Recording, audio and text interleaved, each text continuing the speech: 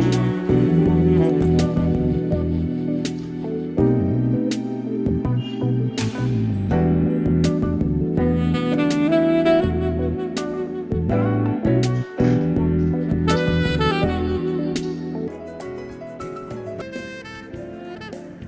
morning, everyone. Welcome to another session on philosophy and ethics. This is the first unit. The syllabus we already have discussed with you, and the title of the course is Research and Publication Ethics. So, Unit 1, we have discussed research ethics, the research process, and different principles of research ethics. Now it's a time to discuss because the main first emphasis is given on philosophy and ethics. So why philosophy? The simple reason is that the degree you get, whether it's MPhil or PhD, the degree title is basically MPhil, Master of Philosophy, and PhD, Doctorate of Philosophy. So, what is this philosophy all about, and how it is linked with all of us as a research scholar? If you're doing your PhD or MPhil in any stream, right, somewhere you might have noticed the kind of degree they offer you that is basically a philosophy. So, what is the importance of philosophy and how this philosophy is linked with ethics? So we're gonna discuss that in this lecture. So this is our lecture 3. So already 2 lectures we have covered, which was part of first unit, philosophy and ethics itself. So what we're gonna cover today, dear friends, we will cover what is philosophy, and I believe you might have some idea about philosophy and history of philosophy, who were there, who work on philosophy, especially when you think of philosophy, a lot of people, a lot of name comes in our mind, they all come from the Western world.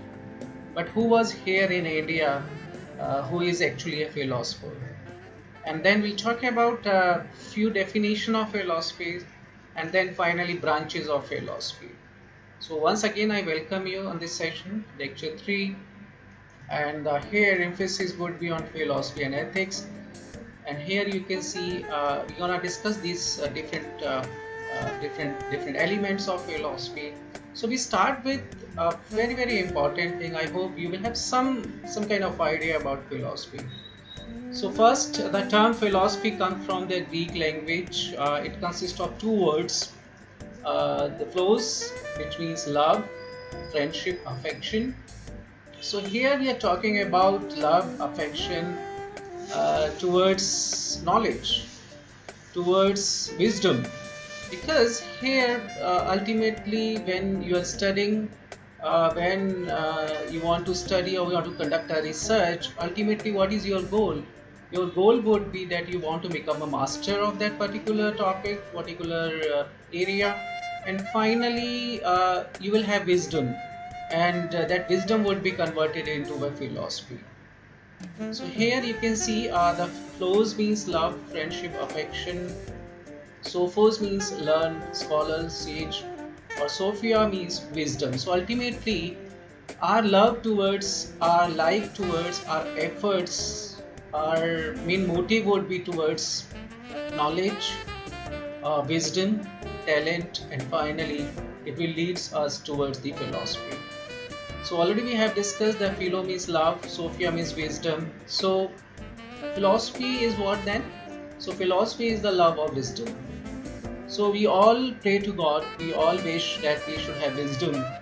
And wisdom comes from your knowledge, and you should have some argument, you should have some premises whenever you take any decision or whenever you part in any kind of debate, or you want to prove, you want to defend particular idea, then it should be somewhere reflect on your wisdom.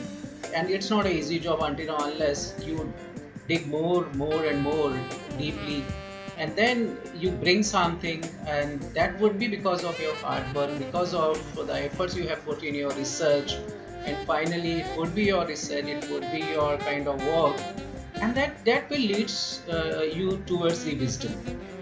And here you can see A philosophy attempt to answer life's big questions. So generally, philosophers, what kind of questions they have, what kind of answer they give. Just think of the big question what comes in your mind. The question may be you want to know about the whole world. You want to know the origin of the whole world. You want to know about the God. You want to know what is this all knowledge, all wisdom. So that is somewhere linked with psychology, maybe. But here, when you think of wisdom, when you think of philosophy, and you bring the concept of philosophy or wisdom in your own research, in your area, then definitely wisdom would be in business, wisdom would be in humanity, wisdom would be in social science, because we have these different branches, different area where you must have knowledge, and that knowledge would be converted into wisdom, and finally it would be a kind of philosophy. So it's all about questioning whatever we have, whatever is existing, or maybe you feel that okay, this particular logical conjecture is not working right now, so that means that theory is not working, whether theory is applicable right now in current environment. So a lot of question may arise in your mind. So as a philosopher, what we need to do, we need to ask a lot of questions in research also. Your MPhil and PhD, what do you do actually? You want to prove a particular what you call theory, particular logic, and for that to prove it or to disapprove it, what you do, you ask a lot of questions, and that would be about people behavior, people believe. And so here we are talking about people, and we try to get their opinion, their preferences, their beliefs. And philosophy is about examining ourselves and our belief. So we will discuss about belief, what is basically a belief, and because belief is something which become attitude later on. So you need to understand what is this belief all about. Different culture, they have different belief. So now let us see what university, Florida State University has mentioned in on their website. So I have taken this from their website. So the term philosophy means, as we already have discussed, love for wisdom, love of wisdom. In broad sense, philosophy is an activity people undertake when they seek to understand fundamental truths about themselves, the world in which they live, and their relationship to the world and to each other. So, how we are related to each other, how we are connected to each other, what is the origin of human being, what is the origin of this whole world, whole nature, and we want to know the fundamental truth. And it's not an easy job. It's not an easy job. That's why people in different area, different field, different streams, they conduct a research to reach very close to truth, and that is possible when we conduct a research, when we dig more, when we find out reasons, when we ask a lot of questions, and we discuss everything with people, and we take opinion from people that how do they feel, do they really think like this, or because things are so dynamic now, the logic which was applicable, which was relevant earlier, right now whether that is applicable or valid, that we need to check. So as in this academic discipline, philosophy is much the same, it's similar. So it's about a lot of questions, it's about people belief, people opinion, in each and every stream, each and every area of social science. So those who study philosophy are perpetually engaged in asking, answering, and arguing for their answer to life's most basic questions. So what basic questions I have been talking about? So here you can see basically what questions we are talking about, and philosophy is all about asking questions. The only thing we require to be good philosopher is the faculty of wonder. So you need to find out weird new things, and then that could be a kind of wonder. but you need to dig more, you need to talk about that, you need to discuss, you need to talk to people that what is this, and find out what the big question, what is reality, what is the fact. And as a human being, what comes in our mind, the first thing comes in our mind, what is the meaning of life, and what after death, right? So I don't know answer to these questions, but philosophy is all about this. Is truth constant? Is truth relative? It's absolute. So I think therefore I am. What is reality? What, why, and how? So when you put what, why, and how, so what I think I'm right or wrong, to dig more about this, we have the concept of philosophy. So another kind of big question comes in our mind: who am I? What is right? Is there a God? I mean, this is a very common question that because this is our belief, we all believe in God, and so we always discuss: is there a God? Now things has changed. People want to know. I mean, about God. Is there a God? Is life a dream? I mean, it's all about dream. It's all dream. Whatever we see, whatever we live in. And what happens after death? So these are very big questions. You can see, guys. Is there a life on other world? We want to have a lot of question in our mind, and still we have big question. You can read over here. What are human beings? Where did we come from? Are we responsible for how we live? What happens after we die? So are we responsible for how we live? It's somewhere reflecting on ethical values. The way you behave, the way you react, the same thing will come back to you sooner or later. So that is what, because why we are discussing this philosophy, because it has got one very important ingredient, that is ethics. So what happens after we die? Is there a God?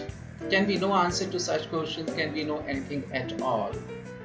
So lot of people, they conducted a research, and this is our duty, whatever they have done, whatever theory, whatever argument, whatever belief they develop or design long time back. As a researcher, we want to approve them, or we collect data, we analyze the information with the help of tools and techniques, and then we say that okay, in this particular environment, in this particular community, these big questions, these big answers may or may not be applicable. So that maybe we have limited knowledge, or maybe that things has changed, things are so dynamic. So that are few questions which comes when we think of philosophy. And whatever you do, basically it's a kind of work, because you have put you're going to put a lot of efforts, a lot of pain you are taking, and ultimately you conduct a rigorous kind of research, and that research make you master. And master, when you once become master, what you do is start thinking of wisdom, and then finally whatever words, whatever outcome you gives, that is all about wisdom, and that becomes philosophy. People start believing in you, whatever you talk about. And now very important thing, because it's not that recently in past 5-10 years this philosophy or this concept of research came out. Long time back. Just think of Indian culture, Indian philosophy. We have one person, I'm going to give the name of that person, but before that let us dig more and go back to history. The study of philosophy involved not only forming one's own answer to such questions. So you have some big idea as a researcher. So what do? You not only forming one's own answer to such questions, but also seeking to understand the way in which people have answered such questions in the past. So whatever idea, whatever issue you are going to discuss in your research, what you do on the basis of a review of literature, because if review literature is not there, if already designed developed argument premises are not there, it would be very difficult to conduct a research. So it would be really good, whatever solution you are going to find out on the basis of your own questions, that you will collect from people. Answer will come from people, not only the people who would be your target respondent from whom you will be getting information, but that should be supported with the help of people, those who have designed earlier that argument, that premises, and that theory, that logic. So that logical conjecture is also very, very important, and that all comes from review of literature. So review of literature is also very, very important. And as far as this philosophy is concerned, we are talking about philosophy. We will talk about Bentham later on, and uh, he has emphasized on what you call utilitarian theory, and where the benefit for the maximization or that utility is showing that if you have you are going to benefit large number of population, large number of people at the cost of just one or two, that would be okay. But then another the philosopher mentioned that it is not like that. You cannot have benefit at the cost of other. So whether it's a maximum benefit at the cost of one or two people, or so it's totally unethical if you're gonna have any benefit at the cost of other, right? So Bentham has approved, and he has proposed that theory of maximum benefit or utilitarian theory.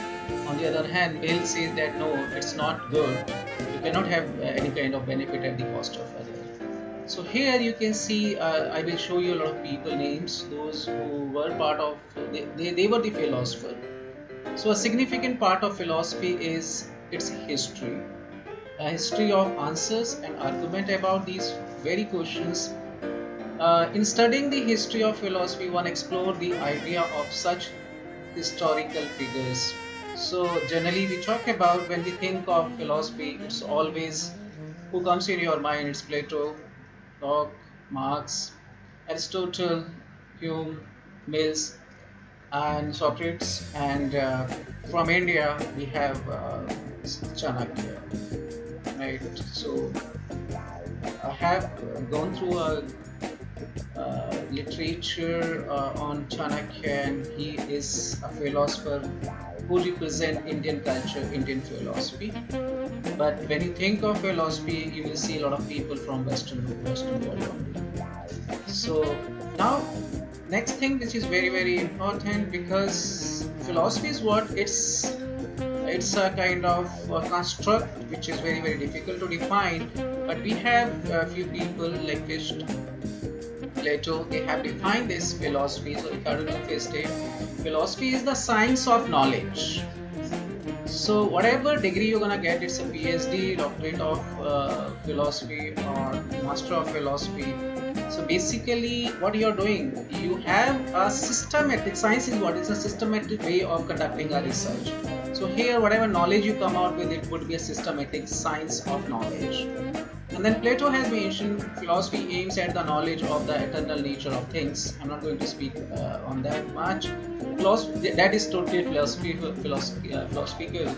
Philosophy is the science which investigates the nature of being as it is in itself. Aristotle has mentioned philosophy, like other sciences, a primary at knowledge. Bertrand Russell has mentioned philosophy is logical inquiry into the nature of reality. So that is again talking about the way we conduct our research in social science. So Dr. S. Radhakrishnan has given that. Cicero called it as the mother of all arts. Coleridge, Samuel Taylor defined philosophy as the science of sciences. Huxley observed men live in accordance with their philosophy of life. So we all have our philosophy, and if you want to define that philosophy, it would be very, very difficult, because it's all about life. And when you think of life, it's not easy to define life. Different people have different philosophy, and people say it's art, how to live your life. So it's not easy to define that. And then Kabir has mentioned philosophy seeks to give knowledge of the whole. And Brightman's views, philosophy may be defined as the attempt to think truly about human experience as a whole, and to make our whole experience intangible.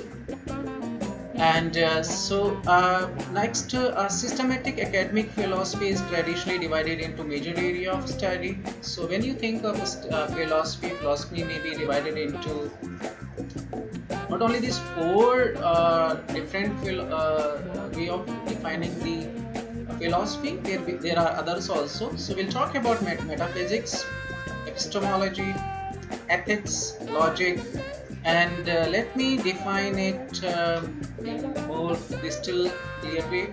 So here you can see branches of philosophy. Here you can see ethics, aesthetics, theology, cosmology, epistemology, logic, realism, idealism, etc. So on and so forth. So we'll talk about this, especially we'll talk about metaphysics in next section, and we'll talk about epistemology in next session. So thank you very much, dear students, for joining this particular session. I hope you enjoyed this session. It was all about philosophy. Now you can think of your life, you can think of your research, that yes, it's all about developing logical argument, and then proving it, disapproving it with the help of your research, with the help of belief, values, data you are collecting, and then it would reflect on your questions whether whatever idea you have had, that is still applicable or not. So thank you very much for joining, and in the next session, in lecture 4, we'll talk about the different kind of metaphysics, that would be the constituents of metaphysics, and that would be theology, ontology, cosmogony, philosophy of self, and eschatology. So thank you very much for this session, and we'll continue with next session, and that would be lecture 4. So thank you very much, and keep watching and enjoy the new subject introduced by University Grant Commission, Research and Publication Ethics. Thank you.